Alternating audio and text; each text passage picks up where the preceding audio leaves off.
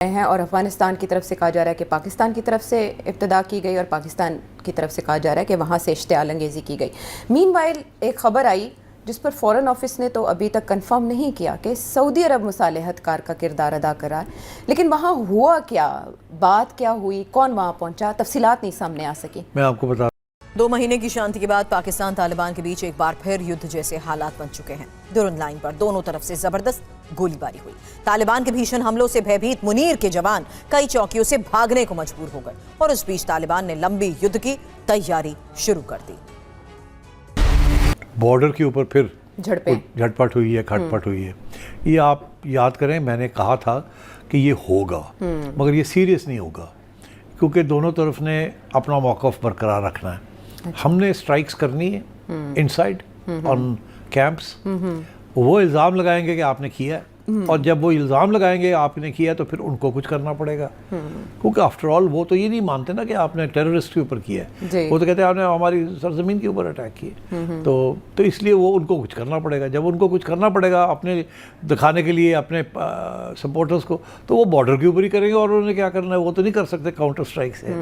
तो ये चलेगा, जब वो करेंगे तो फिर हम रिस्पॉन्स भी करेंगे, फिर ये रुक जाएगा। अच्छा, फिर उसके बाद आपको खबर मिलेगी कि जनाब हमारे ड्रोन्स ने या हमारे एयरक्राफ्ट ने फिर कहीं ना कहीं टारगेटिंग की है। तो जब वो होगा तो वो फिर शॉट डालेंगे, जब वो शॉट डालेंगे तो फिर किसी न किसी बॉर्डर के ऊपर ठक ठक वो शुरू कर देंगे। हम नहीं करते, वो करते हैं, फिर हम रिस्पांस करेंगे। तो ये चलता रहेगा अनटिल एंड अनलेस कोई ऐसे मुज़ाकरात हों जिसमें अफगानिस्तान तालिबान जो हैं वो तस्लीम कर लें कि ये जो TTP वाले लोग हैं इनको निकालना पड़ेगा वहाँ से, इनको ख़त्म करना पड़ेगा और पाकिस्तान के साथ कुछ अच्छा मुआहदा करना पड़ेगा एंड सेटलमेंट करनी पड़ेगी इस इशू को। जब तक ये नहीं होगा तो ऐसे ही चलेगा। अब आपने दूसरी बात की सऊदी अरेबिया की। देखिए, अभी खबर ये थी कि टर्की वाले आ रहे हैं यहाँ जी, और बड़ी हाई डेलीगेशन आ रही है। हमने यही सुना था, उनके इंटेलिजेंस चीफ का बाकायदा फॉरेन ऑफिस से भी और उनके फॉरेन मिनिस्टर भी आ रहे थे, इंटेलिजेंस चीफ भी आ रहे। अब पता चला कि वो डिले हो गई है और वो आ रहे इसलिए थे टू मीडिएट करने के लिए, क्योंकि टर्की अब कोशिश कर रहा है कि कतर जो है वो फेल हो गया है। वहाँ एक तो इजराइलीज़ ने अटैक कर दिया उनके यहाँ और वो कुछ नहीं कर सके, नेगोशिएटर्स को अटैक किया, और दूसरा ये कि वो कामयाब नहीं हुए विद तालिबान। तो टर्की ले गया था इनको अपने यहाँ इस्तांबुल, वहाँ भी कामयाबी नहीं हुई, मगर टर्की समझता है कि it has a big role to play. Turkey ने सीरिया के अंदर और इराक के अंदर बहुत इंपॉर्टेंट रोल प्ले किया है और टर्की कोशिश कर रहा है कि it should become a big player in the region. Erdogan की ये एक स्ट्रैटेजी है। बड़ी एक ज़बरदस्त किताब निकली है, उसका टाइटल है अर्दोगान्स वॉर। वो एक्सप्लेन करती है कि अर्दोगान की जो ग्लोबल आउटरीच के अंदर वो इस रीजन के अंदर ही wants to be a big player जी। तो अब टर्की ने कहा था कि हम अब ट्राई करते हैं, मगर उन्होंने कैंसिल कर दी अपनी ट्रिप, क्योंकि उनको भी इस बात का एहसास हो गया कि शायद this is not the right time. अच्छा। मगर शायद ये भी बात थी जिसका जिक्र आपने किया कि तालिबान जो हैं वो कोशिश कर रहे हैं कि सऊदी अरेबिया को कन्विंस करें कि आप पाकिस्तान के ऊपर प्रेशर डालें, क्योंकि उन्हें इस बात का एहसास है कि सऊदी अरेबिया काफ़ी प्रेशर डाल सकता है अगर चाहे ऑन पाकिस्तान। ठीक, तो इसलिए उन्होंने कोई बात करके और डेलीगेशन भेज दी वहाँ। तो यहाँ से स्पेकुलेशन शुरू हो गई कि शायद ये इसमें पाकिस्तान ने भी ओके की है और ये एक नया सेंटर खुल रहा है फॉर नेगोशिएशन। मगर पाकिस्तान का मौक़िफ़ ये है कि नहीं, अब नेगोशिएशन ख़त्म हो चुकी है, जो लोग ऑलरेडी लग रहे हैं, और I think Pakistan wants Turkey to be a player rather than Saudi Arabia. और मैं समझता हूँ Saudi Arabia is not interested in getting involve in this, that's my feeling.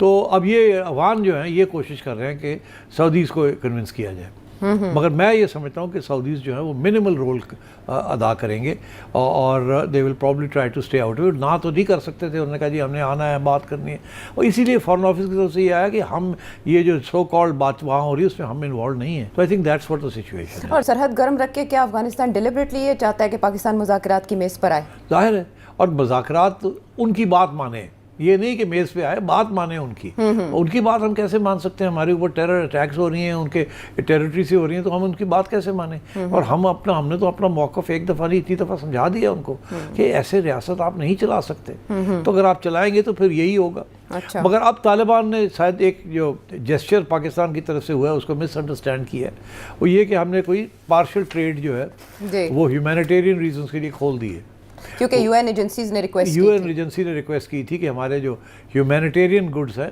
Winter के लिए ब्लैंकेट्स, फूड, जी। इस किस्म के जो आइटम्स हैं, मेडिसिन, इनको जाने दिया जाए। तो वो फॉर ह्यूमैनिटेरियन रीजंस हमने कहा चलो लिमिटेड, ये तजारत नहीं है, दिस इज़ नॉट ट्रेड, हमने लिमिटेड रीजंस के लिए वो थोड़ी सी दो बॉर्डर्स खोल दिए कि यहाँ से ये ट्रक्स जा सके। अफगानिस्तान ने इसको ट्रीट ऐसे किया है जैसे कि अब पाकिस्तान जो है उसकी पोजीशन कमज़ोर हो गई है और इसलिए वो अब खोल रहा है ये सारा कमजोरी समझा। हाँ, और वो अपने लोगों को भी ये समझाने की कोशिश कर रहे हैं कि जी हमने देखे कामयाब हो गए दबाव।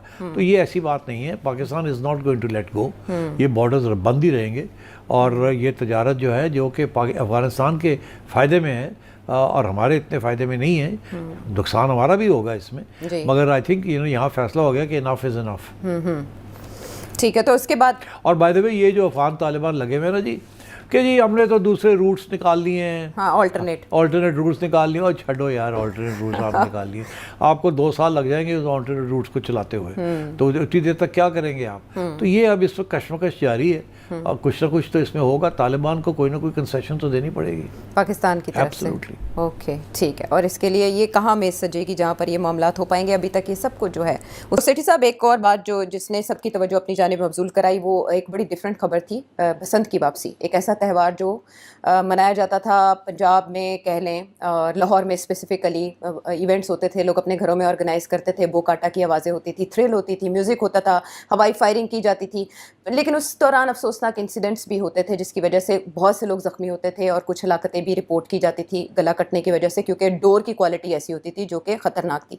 उसके सबब 2007 में एक पाबंदी लगी और उसके बाद उसको जब जब रिवाइव करने की कोशिश की गई उस पर सख्त तनकीद सामने आई। यहाँ तक कि 2024 में एक इंसिडेंट ऐसा हुआ जिसमें एक नौजवान के गले पे फैसलाबाद में डोर फिरी, उसकी हलाकत हुई, अफसोसनाक हलाकत, जिसकी वीडियो सोशल मीडिया पर वायरल हुई और नवाज शरीफ साहब और मरीम नवाज साहिबा को वहाँ ताज़ियत के लिए जाना पड़ा।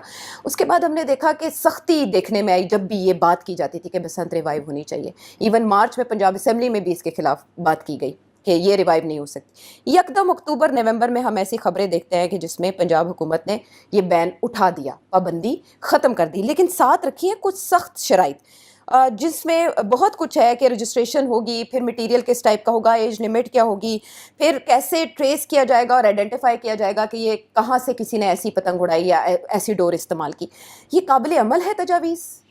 देखिए, थोड़ी सी इसकी बैकग्राउंड भी मैं आपको बता दूं कि 2007 के बाद जी नहीं हुई बसंत। जी, मैं जब इंटरिम चीफ मिनिस्टर था तो मैंने सोचा कि कुछ रौनक होनी चाहिए, कुछ इकोनॉमिक एक्टिविटी होनी चाहिए, तो मैंने कोशिश की कि बसंत करवा ली जाए, मगर बहुत से मुश्किलात का सामना था।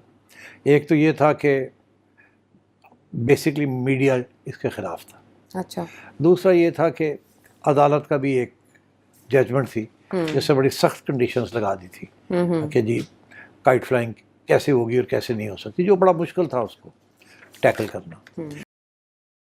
अफगानिस्तान युद्ध पर बड़ी जानकारी मिल रही है। दोनों देशों की दोस्ती का द्वार टूट चुका है। फायरिंग में बाबे दोस्ती द्वार जो है वो पूरी तरीके से बर्बाद हो गया। चमन सीमा पर जबरदस्त फायरिंग वहां पर हुई है। दोनों पक्षों ने एक दूसरे पर गंभीर आरोप लगाए हैं। तो बड़ी जानकारी आपको दे रहे हैं। दरअसल इसे दोस्ती का द्वार कहा जाता है। पाकिस्तान और अफगानिस्तान की दोस्ती का द्वार ये पूरी तरीके से देखिए युद्ध के दौरान जो है टूट चुका है। बताया जा रहा है जबरदस्त फायरिंग जो है दोनों तरफ से की गई है। दो तस्वीरें देखिए गेट टूटने से पहले जो है ये गेट कुछ इस तरीके का दिखता था जिसे दोस्ती का द्वार कहा जाता था। दोनों देशों की दोस्ती का द्वार। फायरिंग में ये बाबे दोस्ती द्वार कहा जाता है। और जब गेट टूट गया उसके बाद की तस्वीर देखिए जो बताती है कि हालात वहां पर बहुत ज्यादा खराब होते जा रहे हैं। चमन सीमा पर जबरदस्त फायरिंग हुई है। हालांकि दोनों एक दूसरे के ऊपर आरोप लगा रखे हैं कि पहले फायरिंग अफगानिस्तान कह रहा है पाकिस्तान ने की है, पाकिस्तान ने कहा अफगानिस्तान ने की है, लेकिन इन सब